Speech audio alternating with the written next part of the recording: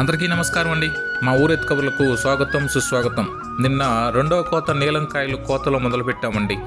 ముందుగా కోసుకున్న ఈ కాయల్ని నేను సొంతంగా గ్రేడింగ్ చేసుకుంటానండి. ఎందుకంటే చిన్న చిన్న మచ్చలు, ఏదైనా కాయలు బాగా లేకుండా పోవడం, ఇలాంటివన్నీ ఇక్కడే గ్రేడింగ్ చేసేసినట్లయితే మార్కెట్కి వెళ్ళిన తర్వాత వ్యాపారస్తులు ఎక్కువ రేట్లు పెట్టుకుంటారు. వాళ్ళకు కాయలు నాణ్యంగా కనపడాలి. ఒక చిన్న మచ్చ కనపడినా కానీ వాళ్ళు కాయలు మొత్తం రిజెక్ట్ చేసే అవకాశం ఉంటుంది. అందుకనే మేము ఇక్కడ మామిడి తోపులోనే కాయలన్నీ నాణ్యంగా ఉండే కాయలు గ్రేడింగ్ చేసి మరీ ట్రేలకు వేస్తాము. అసలు కాయలు కోసేటప్పుడే నాణ్యంగా ఉండే కాయలు మాత్రమే కోస్తామండి. ఈ చిన్న కాయలు కానీ మచ్చల కాయలు కానీ బరకలు ఉండే కాయలన్నీ ఇక్కడే వదిలేస్తాం. ఒకసారి మీరు ఈ వీడియో చూసినారంటే మీకే అర్థమైపోతుంది. ముందుగానే ఈ విధంగా కోసి పెట్టేసుకుంటాము పెద్ద కాయలుగా ఉండేవి. మాకు నచ్చని కాయలన్నీ ఇక్కడే వదిలేసి బాగుండే కాయలు మాత్రమే ట్రేలకేసి మార్కెట్కి అయితే తీసుకెళ్ళడం జరుగుతుంది.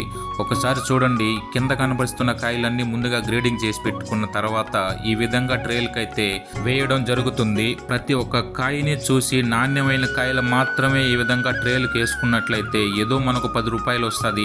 మార్కెట్లో కూడా ధర బాగా పలుకుతుంది. అందులో మాధవరం కాయలంటే, ఎస్పెషల్లీ ఈ నీలం కాయలంటే చాలా బాగా ముందుకొచ్చి కొనడం జరుగుతుంది. కాబట్టి మనం ఈ విధంగా ముందుగానే గ్రేడింగ్ చేసుకున్నట్లయితే వ్యాపారస్తులు ఏమాత్రం ఆలోచించకుండా ధర ఎక్కువగా పెట్టి కొనేదానికి అవకాశం చాలా ఉంటుంది. అందుకనేసే మేము ఏమాత్రం కాంప్రమైజ్ కాకుండా ముందుగానే ఈ విధంగా గ్రేడింగ్ చేసుకోవడం అయితే జరుగుతుందండి. ఈ వీడియో కనుక మీకు నచ్చినట్లయితే లైక్ చేయండి, షేర్ చేయండి, సబ్స్క్రైబ్ చేయండి. థ్యాంక్స్ ఫర్ వాచింగ్ మా ఊరి రైతు కబుర్లు.